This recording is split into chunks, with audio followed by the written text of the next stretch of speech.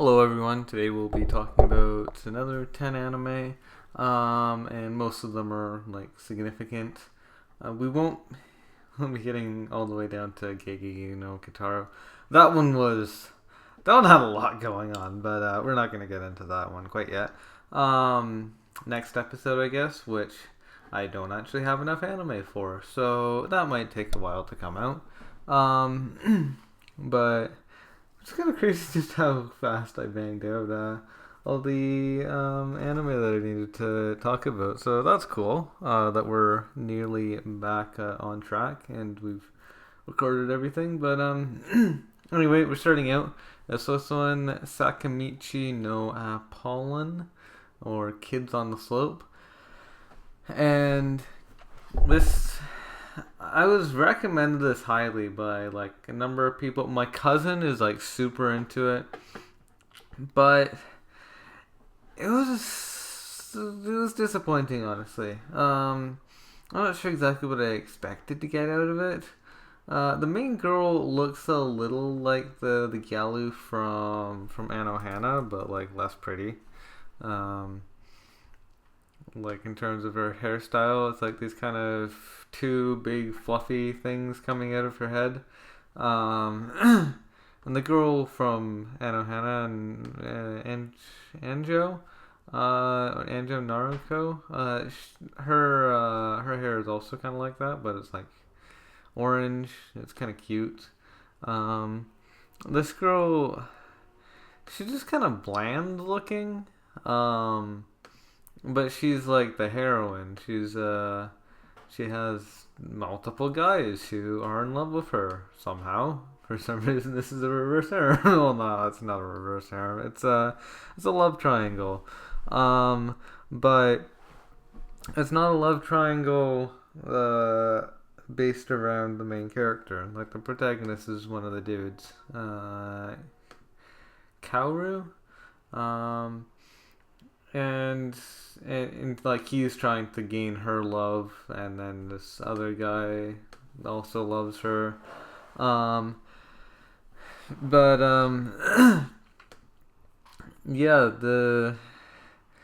they form a jazz band together, the three of them. Well, it's mostly the two of them, but I think the girl joins in as well. And they play jazz music together, but it's very romance focused as well, and it's a good show plot wise. I wasn't a huge fan of any of the characters. I guess like that dude Sentaro, like he has like an empowering personality. Like he's super into jazz, which is cool. Like not many people are really all that into jazz these days. So, like he's a nice guy. He doesn't really strike you as a guy who's gonna be super into jazz, but he just absolutely loves it.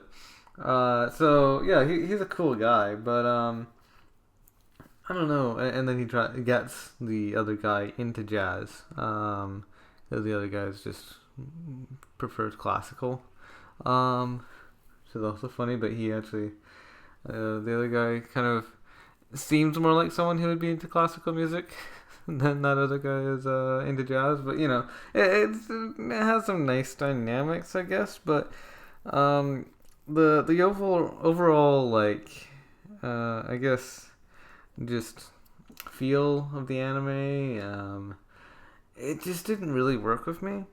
For some reason, like I can tell why people would think it's good, but it just didn't really do it for me.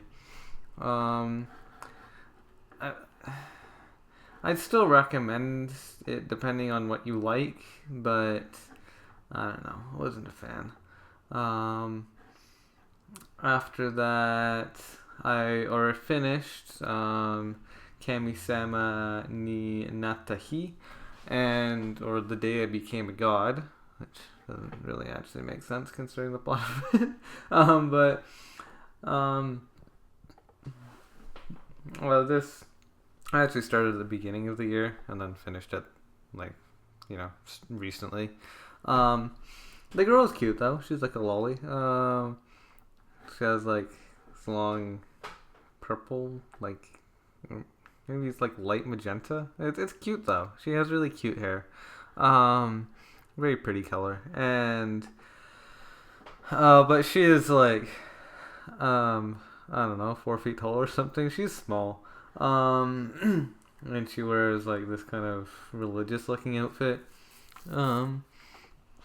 And she calls herself a god. Which seems unbelievable considering she's like this child. Although she does act a bit more mature than she looks. And she clearly does have some magical powers, but at the same time, it's kind of hard to not just see her as being a kid. At the very end of the anime, just like the rest of June's work, what was June Maeda? June has like he likes writing really long stuff. He's good at it, and he's good at having like these really long plots. And visual novels work really well for that. Anime, not so much. Like, there are long anime. It's just that long anime are a lot more expensive to produce than a visual novel. A 40-hour visual novel, you can bang that out in like a couple $1,000. Maybe 15 grand. I think that should do it. But a 40-hour anime, no. What was it? 5 hours of anime cost $2 million, which is a fair bit. It's a lot less than a live action, like significantly less. Like, say, like a 2-hour live action movie costs like 50. Well, it depends on how good it is. Like, you can make a 2-hour movie for like 10 grand if you want as well, but it wouldn't be very good. But usually it would be like the kind of big movies that we're used to are more like 50 million for like 2 hours.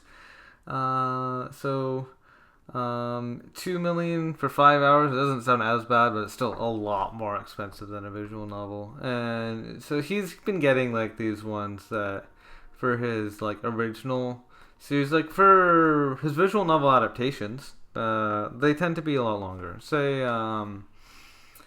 Say one's like Little Busters. I think that was like, what was it, 40 episodes or something? Like, that's not bad. You can deal with that. That's enough. Or like Clannad, that was like 50 episodes. That's fine. You can deal with 50 episodes. That's plenty of time to tell a good story. This one, it's 13 episodes, or was it 12? No, it's only 12. But still, like, he's only done this 3 times. Like, he's done this with Angel Beats and Charlotte, and both of them also extremely rushed. Like, why do they keep doing this? They're doing my boy June dirty. But yeah, no, seriously, like, he doesn't deserve to be treated this way. Like, he clearly doesn't handle these short time slots very well. And it was a fun series, like the first, like, maybe 8, maybe even 10 episodes they were fun. It was just, like, kind of dumb fun. It's just, like, you know, the little girl being, like, a bit of a ditz, but kind of being super arrogant as well. And obviously just an adorable little lolly. But, yeah, she's fun. Main character kind of bounces off of her. He's a bit of the straight man, I guess, because she just has such an eccentric personality that he kind of has to, like, put her in her place. But that's fun. It's enjoyable to watch that kind of stuff. But then, you know, like, you're already 2/3 of the way into the series, and the plot hasn't really started. You're kind of just setting things up, and it's like, oh crap, like, this thing needs a plot now. We need to, you know, hurry things up, give it the plot. Oh, here we go. And, well, you're nearly out of time. and yet you still have like a core or two left of story. And so he just kind of condenses it all into the last 4 episodes, and it just feels ridiculous and contrived. And it's like, oh god, where's all the plot holes? Oh, I see. There's so many of them. It's like Swiss cheese of plot.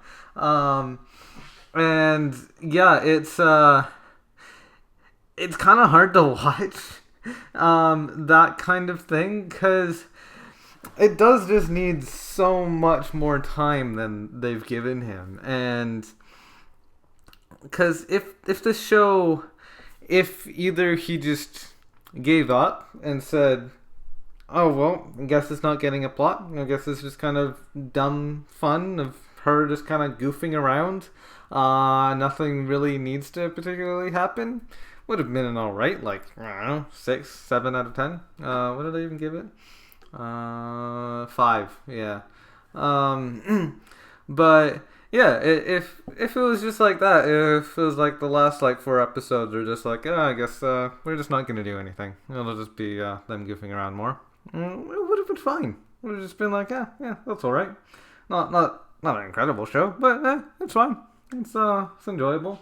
That would have been all right. But that's not what happened.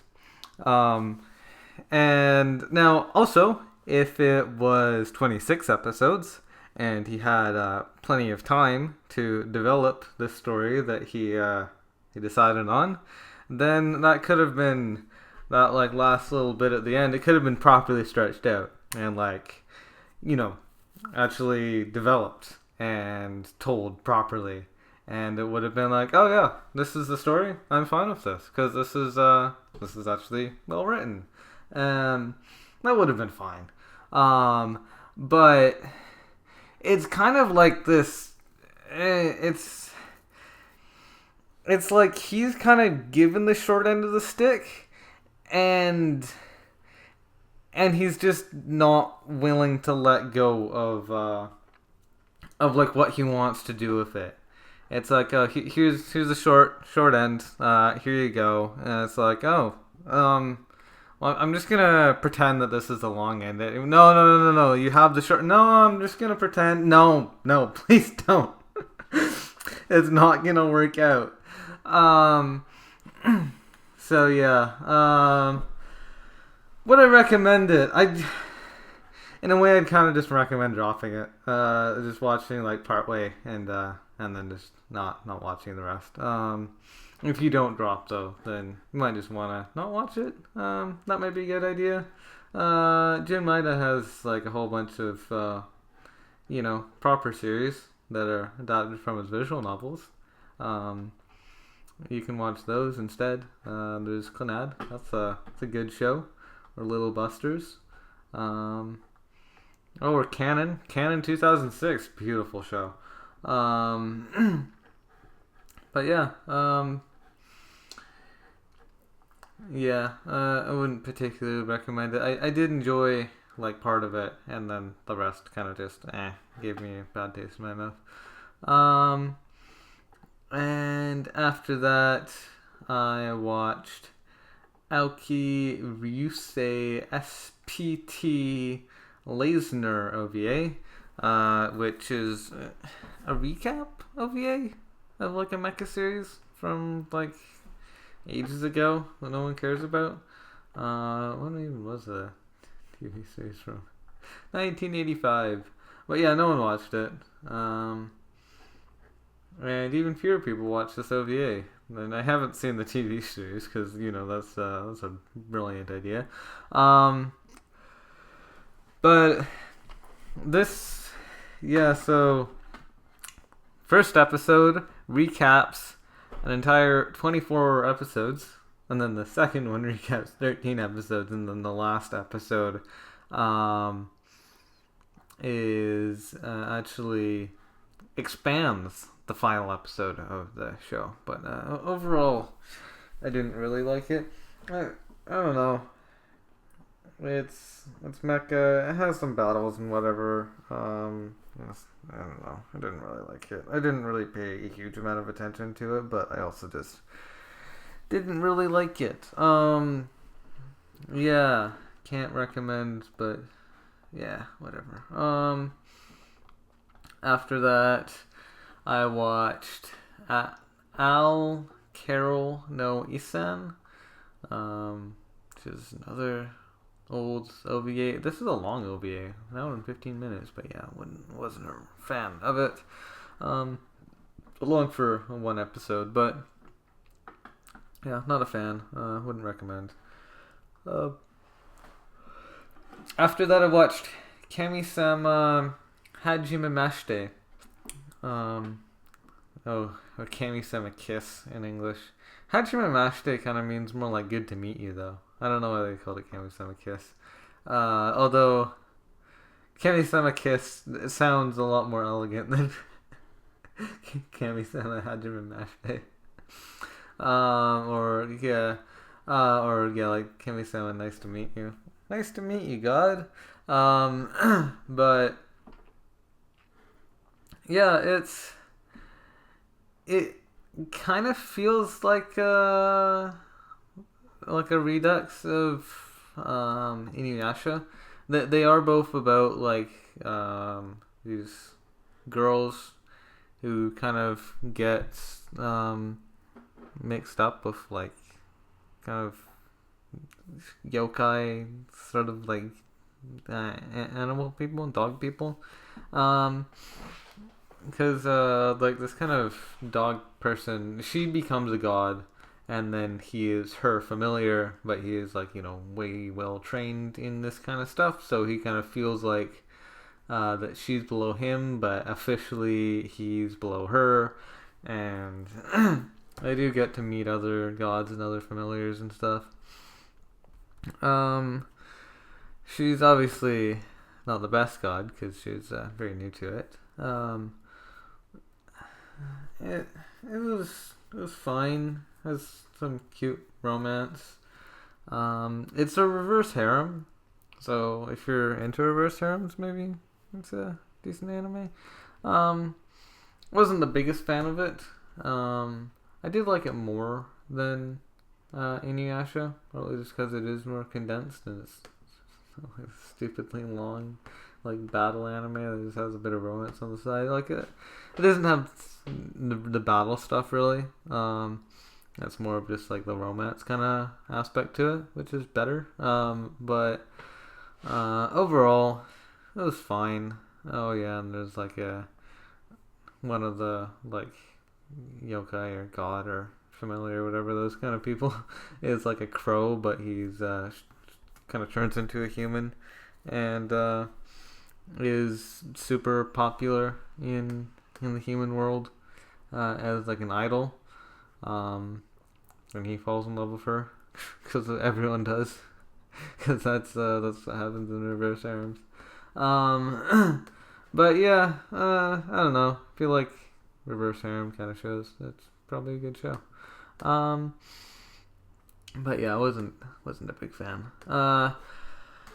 After that, I watched Higurashi season 2, and so this, I don't want to spoil really anything, but the second season,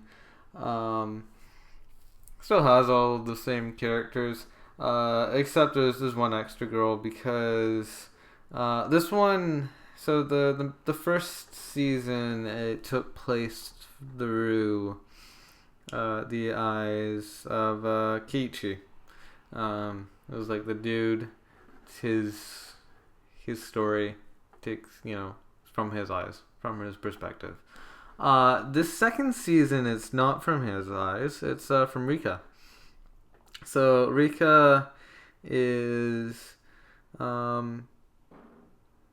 a girl who actually she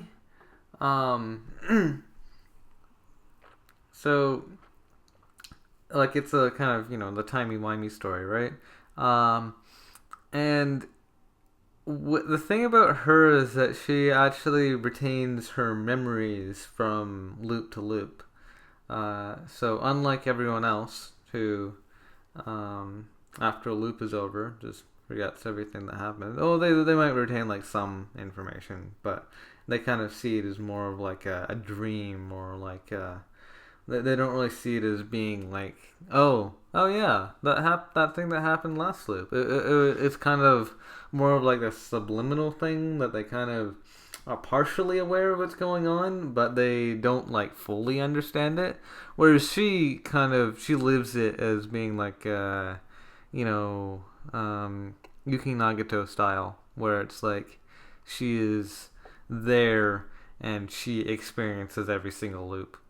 Homura Kemi is also kind of like that, where she's like every single loop she's there.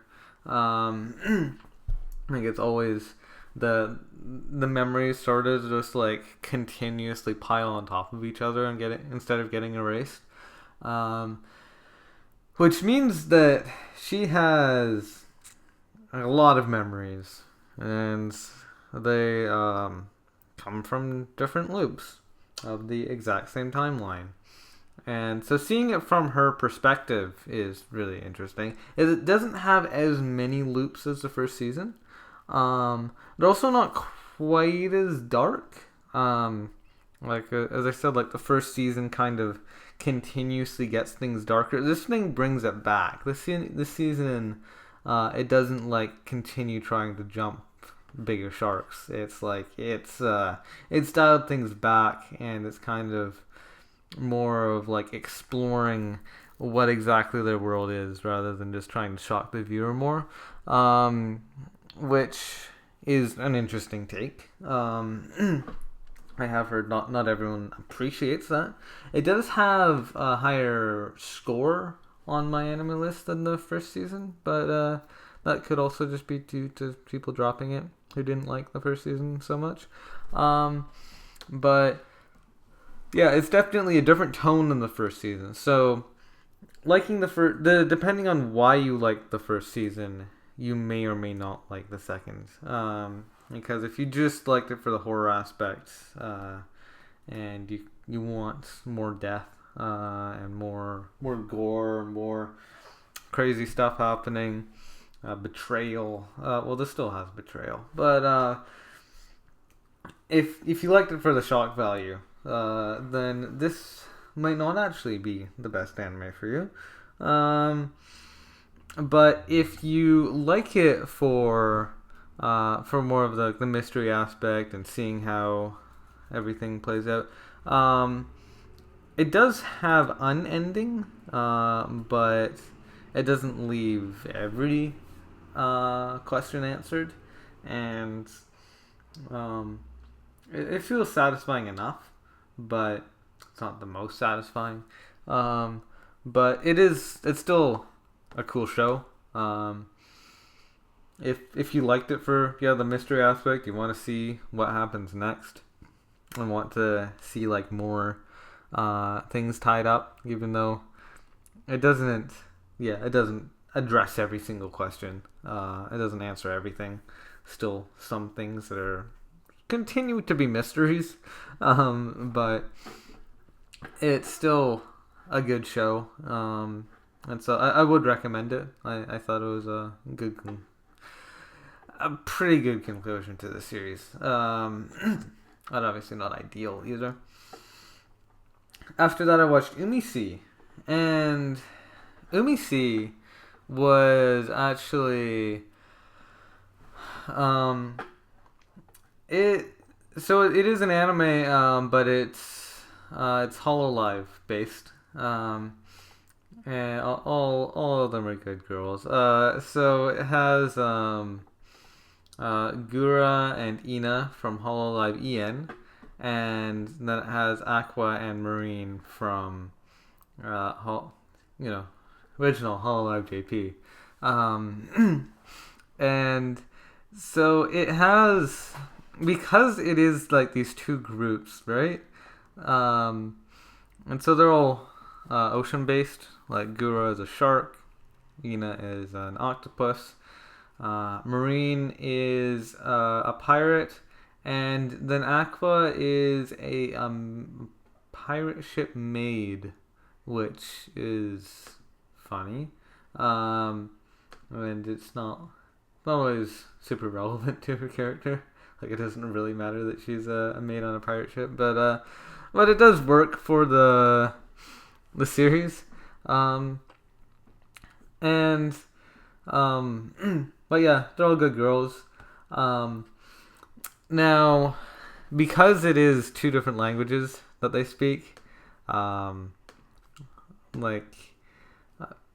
Ina and Gura can speak some Japanese, and Aqua and Marine can speak some English, but not enough that it would make sense for the series to be in one of those two languages. And so instead, Ina and Gura speak English for the whole series, and Aqua and Marine speak Japanese. But it's just kind of in the canon of the show, they understand each other. Like, will say something in English, in a way that does still make logical sense, since they both do have understandings of the other person's language. So, might just be that, like, say, like, the two girls who are native English speakers, they can speak English really well, and the other girls can't speak English well, but they can still understand English. And so, and vice versa, Ina and Gura can still understand Japanese being spoken, even though they're not great at speaking it. And so they get along. But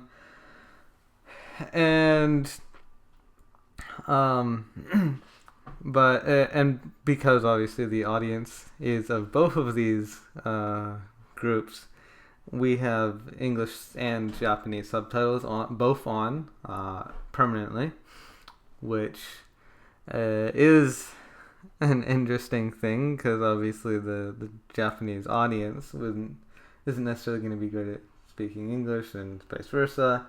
So the two subtitle tracks are always on for both audiences. And so now, and also the animation is actually pretty good.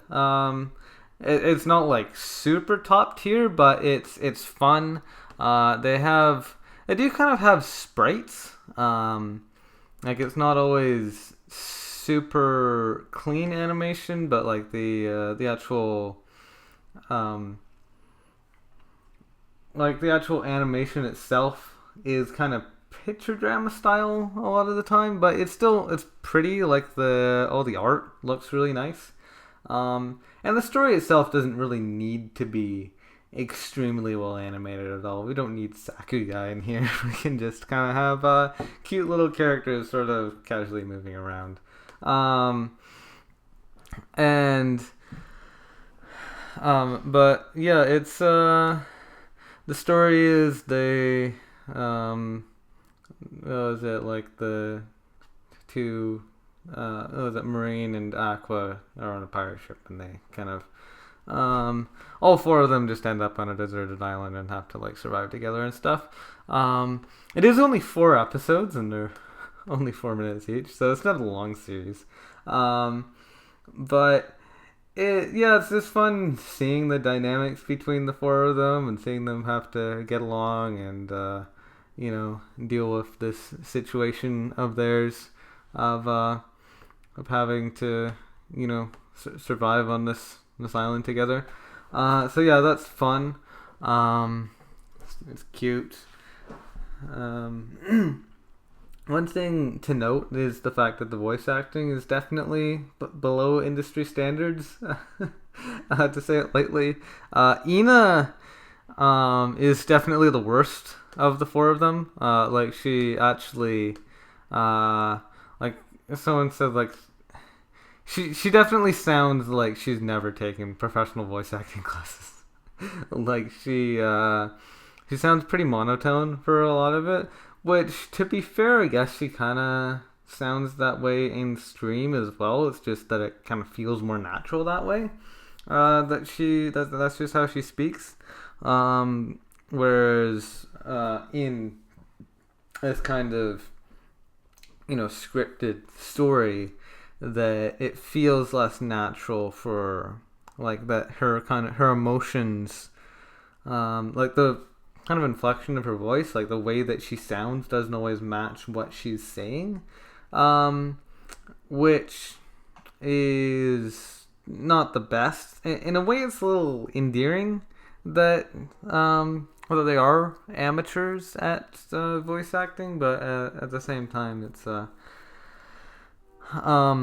definitely something to to get used to. Yeah, well, we don't need to get used to it for very long, but it is a thing that is part of the anime. Marine is good at voice acting though. And Aqua's not too bad either. Kuro's alright. But yeah, it's a fun show though. I'd recommend it. It's really only if you're into Hololive. Like if you aren't into Hololive, there is zero reason to watch this. It's really just kind of catering to that fan base. But yeah, I personally, as a Hololive fan, I really liked it. And after that, I watched White's Lily Light, which is just music video. Wasn't even a particularly... Oh, this one! I got recommended this from someone telling me, oh, why the hell is this even on now? It's not even animated. And they're right. But, so, it is minimalist. So it's just like the camera doesn't move. And even the image doesn't really move much. Like it's just kind of this image, and it very slowly moves. It's like a ring, but it kind of various different things kind of happen a bit. You can tell that it is animation. Like there's different frames, and it kind of doesn't really tell a story, but things do move in it, just not at a very fast rate. So it feels very different from normal anime, but it is still anime. It's still an animation. It's not like it's just a picture. It is genuinely moving, but just not very fast. The music was alright. The actual song, yeah, that was fine. After that, I watched Otome Game no Hametsu Flag Shika Nai Akuyaku Reijou ni Tensei shiteshimatta. And this is also known as Bakarina, or My Next Life as a Villainess. Some people shorten the English title just to Villainous. They'll say, oh, have you seen Villainous? But yeah, I'd call it Bakarina just because people know Bakarina. The main character is Katarina, and she's a baka, so it's Bakarina. That's pretty self-explanatory. Anyway, it's another reverse harem. This one's really done really well though, I think. So it's an isekai. Let me take a drink of water. So this it's an isekai, but it's like an isekai she's familiar with.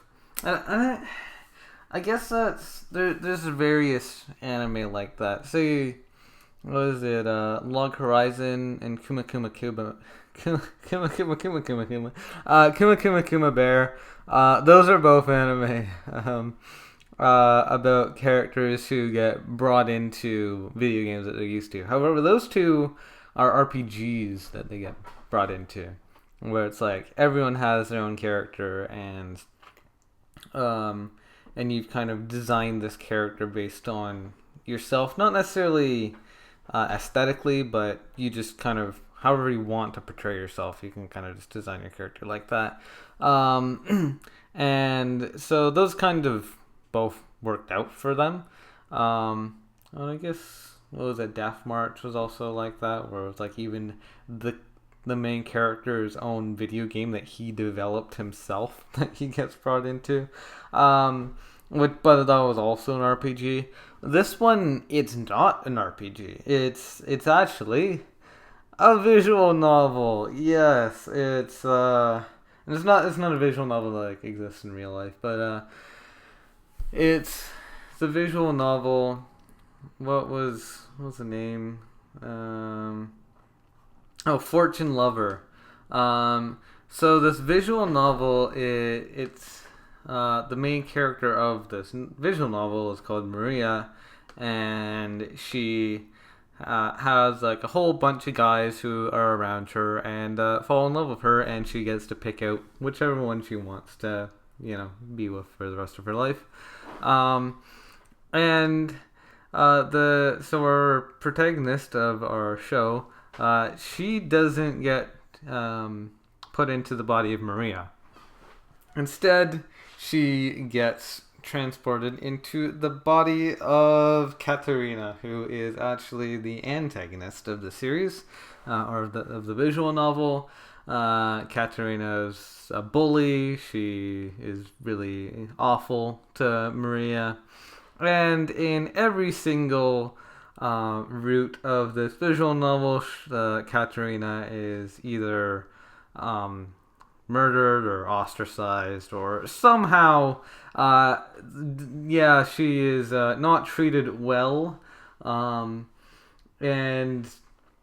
so, there's no canon ending of this that the protagonist would actually want for herself. And so she has to manipulate the plot of manipulate the events so that the ending is actually something that never even happened in the original visual novel, which is an interesting thing to be done. I think that is like a much more unique kind of story than something like Kuma Kuma Kuma Bear. Just because it is like that she's actively, she knows the story of this visual novel. It's not like an RPG where it's like everyone chooses their own adventure. It's like, no, this one is like, it's set in place what options you have, and none of them appeal to her. And it's like, well, I'm just gonna have to make up my own story. And she also kind of talks to herself in this kind of interestingly designed way. So even this will be spoilers, but I don't think it necessarily ruins the enjoyment of it, but it does kind of tell you about what what happens in it. So if you want to skip forward a bit, I might want to. But so even though like she's supposed to be the antagonist, and that's supposed to be Maria, who everyone falls in love with. But in her version, just with the way that she's manipulated the plot and done things that the original Katerina never would have even dreamed of doing, instead of it happening that way, it's her that everyone falls in love with. And so all of the guys fall in love with, all of Maria's friends fall in love with her, and even Maria herself falls in love with Katerina. Everyone's in love with her. But yeah, so that's fun. So yeah, it is just like this bisexual harem that she manages to acquire, which I think is just lovely. And like Katerina kind of presents herself as being very heterosexual, that she really does want only the guys to be in love with her. But I mean, there's a whole bunch of girls, a lot of pretty girls who want to be with her. So I mean, how can you really turn them down? Like they're beautiful girls, and you have a bunch of pretty boys around you as well. Like, what could be better? But yeah, it's a great show. Would definitely recommend. Definitely one of the better isekais out there. Way better than your generic like slime or whatever. After that, I watched show, but or if an no, I really watched. I only saw the first episode before this. Show by Rock Mushu Maireshu. But yeah, this is Show by Rock's like spin-off series, and so this one, so Show by Rock had like the kind of whole sort of like actiony part of it as well. I thought this one was better than the original Show by Rock. Like I really loved all the girls in it. It didn't like break out into like the kind of action scenes of like fighting things with music and stuff. I didn't particularly like that part anyway, so it's kind of nice not to have it in here.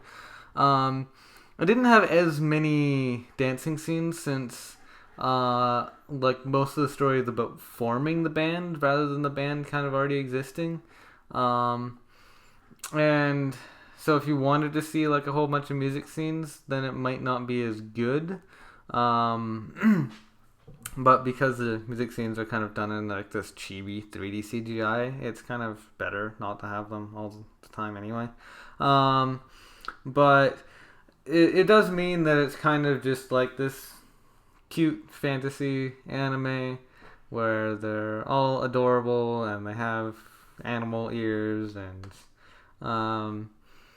they also all have nail polish, which is really cute. It looks good on all of them, and it's all of them have different colored nails. It's very pretty, and it's a little Yuli as well, which is cute. I like Yuli, yeah, so that's fun to see, and also Rufuyu. She's like the guitarist. She has so much energy. I love her. But yeah, she kind of has like the sort of history of being like a drummer, and she's super into it. Yeah, she's really cute, and she has like these nice fangs, and she's so cute. All of the girls are just so cute, and they have like really good chemistry with each other. Delamy is like the lolly of them. She has like this magical power. She's like some kind of alien creature, and she can like shoot lightning out of her face, which is really weird, and would be more useful if it wasn't for the fact that this is like a slice of life. But still, all of them are great girls.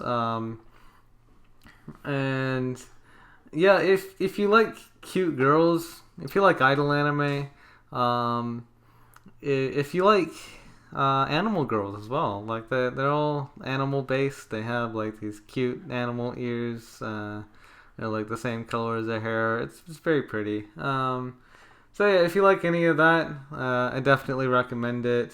It is definitely a very casual show, so it's not going to be for everyone, but it's very cute. Anyway, thank you for watching. Hope to see you again next time, and goodbye.